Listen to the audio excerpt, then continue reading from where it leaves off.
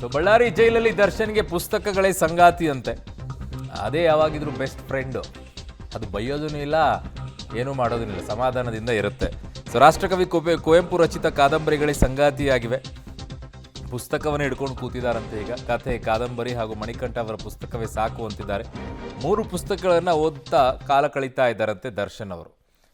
So ಈಗ ಏನು ಮಾಡಬೇಕು ಅವರು?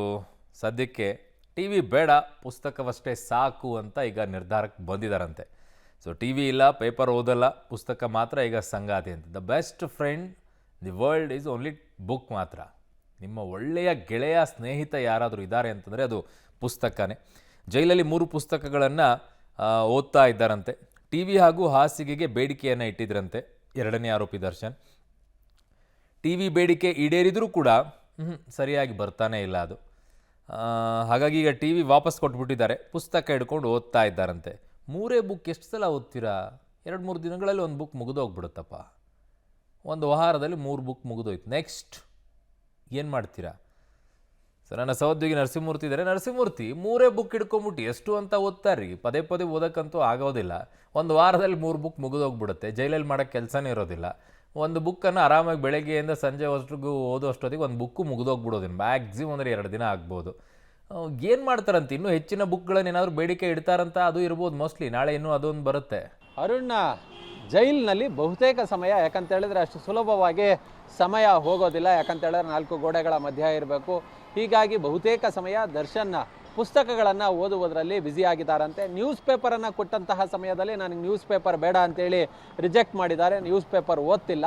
ಹೀಗಾಗಿ ಈ ಮಲೆಗಳಲ್ಲಿ ಮಧುಮಗಳು ಕುವೆಂಪು ಅವರ ಕಾದಂಬರಿ, ಅದ್ರ ಜೊತೆಗೆ ಕಥೆಗಳಲ್ಲಿ ಕಾದಂಬರಿ ಅನ್ನೋ ಒಂದು ಪುಸ್ತಕ, ಅದ್ರ ಜೊತೆಗೆ ಮಣಿಕಂಠ ಅನ್ನೋದು ಮತ್ತೊಂದು ಕಾದಂಬರಿ, ಈ 3 ಕಾದಂಬರಿಗಳನ್ನು ಓದುವುದರಲ್ಲಿ ದರ್ಶನ್ ತಲ್ಲೀನರಾಗಿದ್ದಾರೆ, ಬ್ಯುಸಿ ಆಗಿದ್ದಾರೆ ಅನ್ನೋ ಮಾಹಿತಿಗಳು ಲಭ್ಯವಾಗ್ತಿದೆ. ಯಾಕಂತ ಹೇಳಿದ್ರೆ ಇವೆಲ್ಲವೂ ಕೂಡ ದೊಡ್ಡ ದೊಡ್ಡ ಕಾದಂಬರಿಗಳು.